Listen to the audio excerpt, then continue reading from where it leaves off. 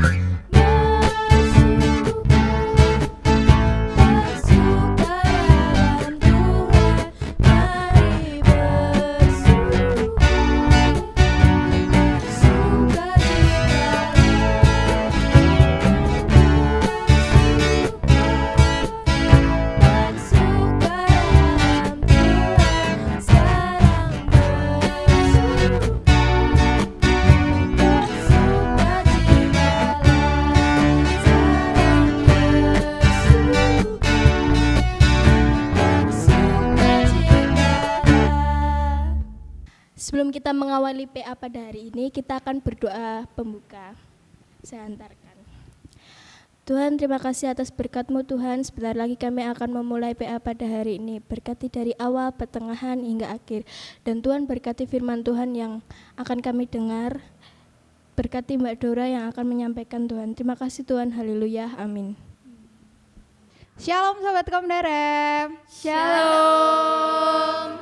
Nah, hari ini kita punya kesempatan buat PA Pemuda Remaja kembali di channel YouTube GKJ Nukusuman. Hari ini kita akan membahas satu perikop dari Matius 18 ayat 15 sampai 20. Tak bacain ya, yang di rumah juga ikut menyimak. Tentang menasehati sesama saudara. Apabila saudaramu berbuat dosa, tegurlah dia di bawah 4 mata. Jika ia mendengarkan nasihatmu, engkau telah mendapatnya kembali. Jika ia tidak mendengarkan engkau, bawalah seorang atau 2 orang lagi, supaya atas keterangan 2 atau 3 orang saksi perkara itu tidak disangsikan. Jika ia tidak mau mendengarkan mereka, sampaikanlah soalnya kepada jemaat. Dan jika ia tidak mau juga mendengarkan jemaat, pandanglah dia sebagai seorang yang tidak mengenal Allah atau seorang pemungut cukai.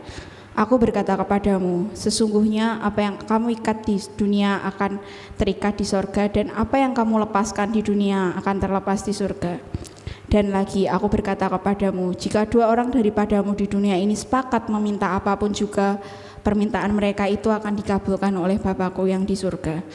Sebab di mana 2 atau 3 orang berkumpul di dalam namaku, di situ aku ada di tengah-tengah mereka. Amin.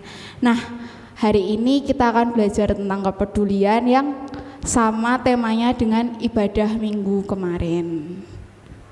Oke, sekarang gantian biar teman-teman di sini juga nggak cuman dengar doang. Kita mau ngasih kesempatan teman-teman di sini buat tanya. Mulai dari yang pertama, silakan. Firman Tuhan hari ini tuh bahasanya tentang apa sih? Nah, judul perikop pada malam hari ini adalah tentang menasihati sesama saudara. Berarti dari judul itu kita bisa menggambarkan kalau hari ini tuh kita belajar tentang kepedulian terhadap sesama, siapapun itu.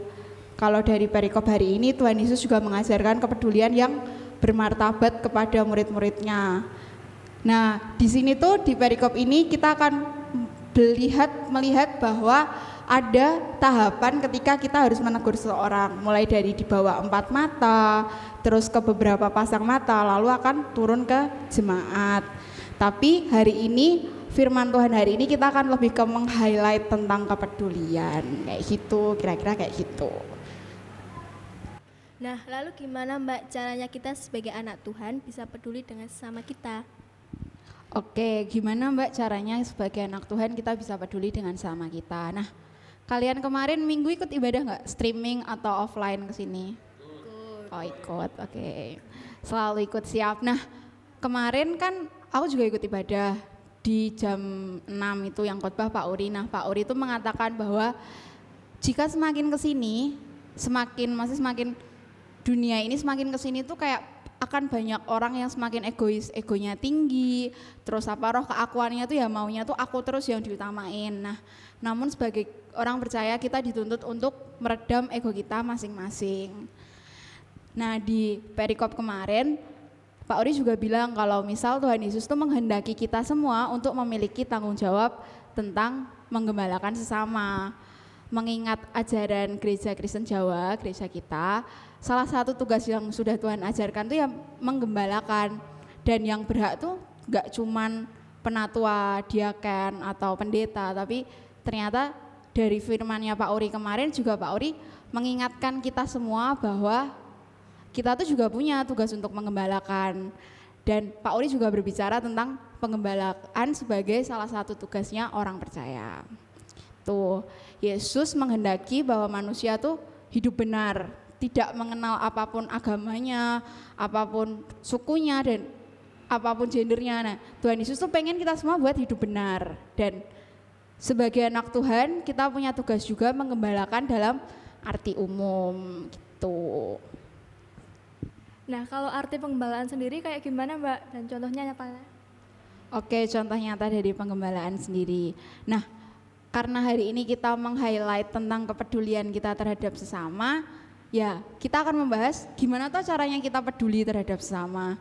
Simpelnya gini, kalau misal kemarin Pak Uri juga ngasih contoh, kalau misal ada orang nggak pakai masker atau misal dalam pandemi ini ada isu, ya kita nggak menggoreng isu itu jadi lebih medeni, jadi lebih mengerikan, tapi mengarahkan ke hal yang positif kayak punya masker nggak, kalau nggak ya dikasih, kalau misal emang udah punya, orangnya udah punya ya kita mengajak untuk sama-sama pakai masker gitu loh. Selain itu kita juga bisa ngingetin kayak kalau mau makan cuci tangan dulu dong gitu, atau pola tidurnya dijaga ya, pakai masker kalau keluar.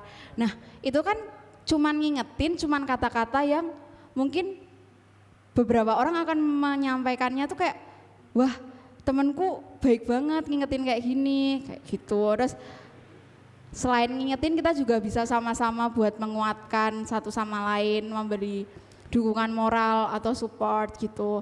Seberapa penting sih dukungan moral menurut kalian? Penting nggak? Penting.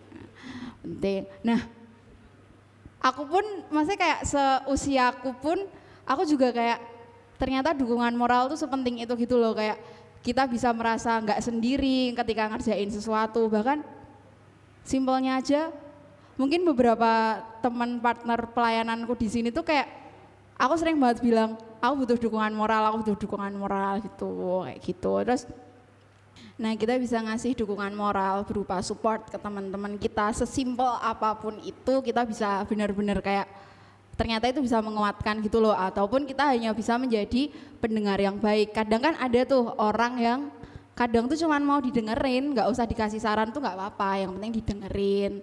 Terus kita punya niat yang baik, kita punya niat yang tulus buat berbuat sesuatu. Ketika kita berbuat baik ya jangan pernah mengharapkan balasan.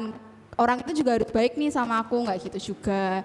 Dan kita harus memperhatikan orang lain tapi dalam konteks yang positif kayak gitu. Nah, kalau kemarin balik ke khotbahnya Pak Uri lagi, hari ini aku sangat meng-highlight khotbahnya Pak Uri dan dah izin juga sama Pak Uri.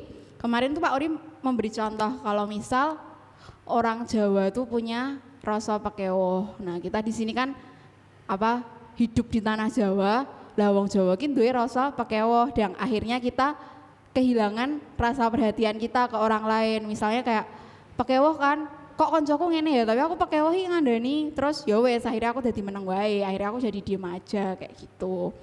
Nah, kita harus, kalau Pak Uri bilang kemarin, kita dituntut untuk punya perhatian ke hidup orang lain, tapi dalam konteks yang positif. Jadi ketika kita memperhatikan kehidupan orang lain, itu akan benar dan nggak salah.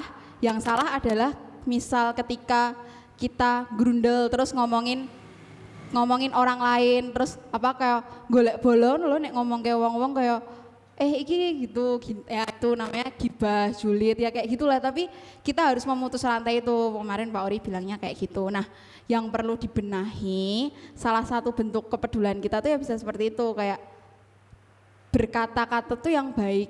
Kan apa yang keluar dari mulut kita itu kan juga kita mengaminkannya juga kan. Nah, kita harus juga kayak kita punya niat baik nih, kita punya omongan yang baik, berarti yang terjadi juga baik. Dan kita dari diri sendiri pun kita juga harus punya kesediaan untuk mempunyai rasa peduli itu sendiri, kayak gitu. Oke, silahkan pertanyaan berikutnya. Nah, Mbak, berarti kan ketika kita harus melakukan tugas pengembala kita, kira-kira apa yang harus disiapkan? Nah, kalau untuk persiapan kita ketika kita harus mengembalakan orang lain, kita punya sikap, kita pengen punya sikap mengembalakan. Kemarin juga Pak Ori mengatakan ada 2 dasar. Yang pertama kasih dan kesabaran. Nah, kalau kasih tuh ya namanya kita sebagai anak Tuhan kan pasti kenal apa itu kasih ya. Maksudnya kayak dia kasih itu sabar, tidak cemburu ya kayak gitu loh. Jadi kayak gimana caranya kita ketika punya kepedulian didasari kasih, meh digawe gelo kayak apapun juga nggak masalah gitu loh. Meh digawe kecewa kayak apapun nggak masalah kayak gitu. Nah, yang kedua tuh kita juga harus punya kesabaran. Jadi kayak kan kadang tuh ada tuh orang bilang sabar tuh ada batasnya. Padahal tuh ya namanya orang sabar, jenenge wong sabar yo meh diapa-apa kayak sabar. Walaupun emang kalau masa sekarang tuh banyak banget orang yang menguji kesabaran kita. Kalian sadar gak sih kalau misal dunia ini tuh mulai kayak melatih kesabaran gitu loh. Walaupun secara pribadi pun aku merasa aku juga orang yang ngegas gitu loh. Aku orang ngegas banget, kayak mau omongan santai gitu angel banget. Tapi ya sekarang tuh aku ya kayak kan di sini kita sama-sama belajar firman Tuhan nih. Kita sama-sama belajar firman Tuhan, gak cuman berarti kalau aku ngomong di sini aku benar, gak juga. Aku juga masih belajar. Aku juga sering kayak teman-teman di sini juga sering banget aku bilang, nggak gaso. Nah itu tuh aku tuh sering banget bilang kayak gitu loh, kayak ngegas banget aku tuh. Tapi di sini dari firman Tuhan kemarin yang disampaikan Pak Ori, oh iya ya aku harus lebih sabar. Terus kalau misal aku pengen negur atau aku pengen ngasih tahu tuh ya dengan lemah lembut, nggak usah pakai ngegas, nggak usah pakai emosian kayak gitu. Jadi 2 hal tadi yang perlu kita perhatikan adalah kasih dan kesabaran kayak gitu. Nah, semisal Mbak, setiap kita kan mempunyai manusia itu mempunyai sifat yang berbeda-beda. Nah, kalau manusia tuh dinasihatin kadang nggak mau dengar atau disangka kita jelek-jelekin dia. Nah, itu terus kita harus gimana, Mbak? Oke, pertanyaannya lumayan bagus ya teman-teman. Jadi gimana toh Mbak, kan orang kan beda-beda ya, namanya kita hidup, nggak mungkin kita hidup sendiri juga di dunia. Bahkan misal di rumah pun pasti ada orang tua, pasti ada saudara, pasti ada orang, maksudnya kayak kita hidup pun nggak bisa lah hidup sendiri. Dan tanpa kita sadari atau kalian sadar, itu tuh kayak karakter orang tuh berbeda-beda gitu loh. Ada yang sekali diomongin juga bisa, ada yang harus berkali-kali. Bahkan kalau misal zaman sekarang kan ada tuh istilahnya introvert, extrovert gitu. Kayak kalau introvert kan dia berarti kayak diem banget, kayak ya kalian tahu sendirilah kan, lebih bisa tahu, lebih bisa cari di internet juga banyak tuh definisinya. Terus piye Mbak carane genak dhewe iki tetap iso peduli walaupun karakter orang tuh beda-beda. Nah, di sini tuh kita bisa memahami karakternya masing-masing. Kayak misal temanku yang ini dikasih tahu sekali bisa gitu.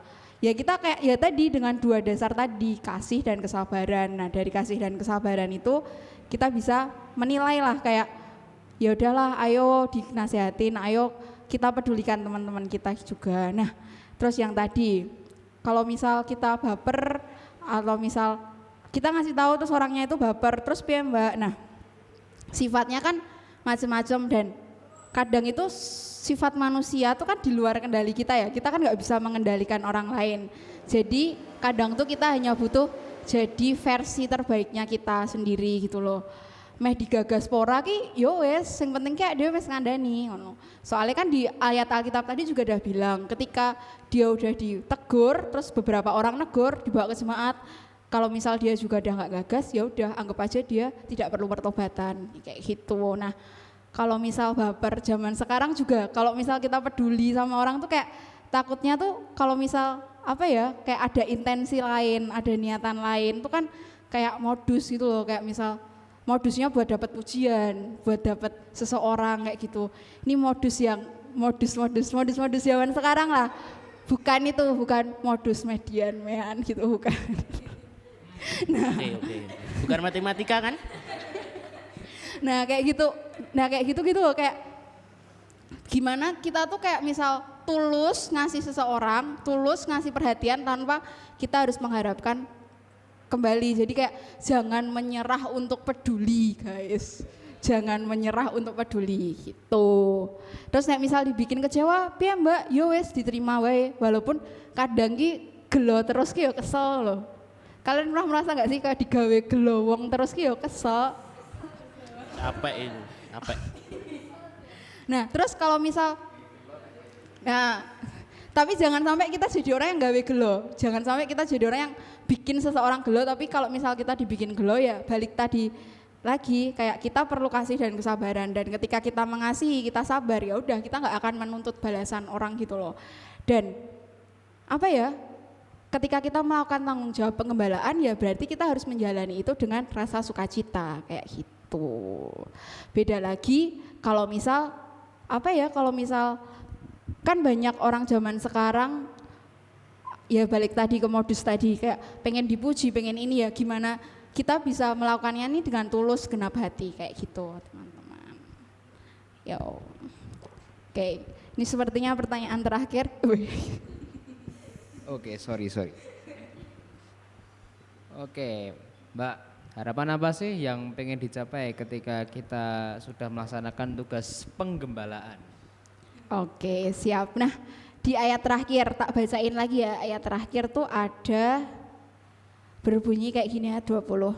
Sebab di mana 2 atau 3 orang berkumpul di dalam namaku, di situ aku ada di tengah-tengah mereka. Jadi ketika 2-3 orang berkumpul dan mereka hidup masih kayak sevisi, sama-sama menggembalakan, akan ada Tuhan di situ, akan ada Allah di situ, akan ada damai sejahtera di situ. Dan aku sendiri percaya ketika kita bisa melakukan tugas penggembalaan ini, kita juga hidupnya damai sejahtera. Siapa tahu yang nggak mau hidupnya damai sejahtera? Siapa tahu yang nggak mau ketika kita dibikin gelo tuh kayak yo wes lah los gitu, kayak wes kayak wes ben gitu.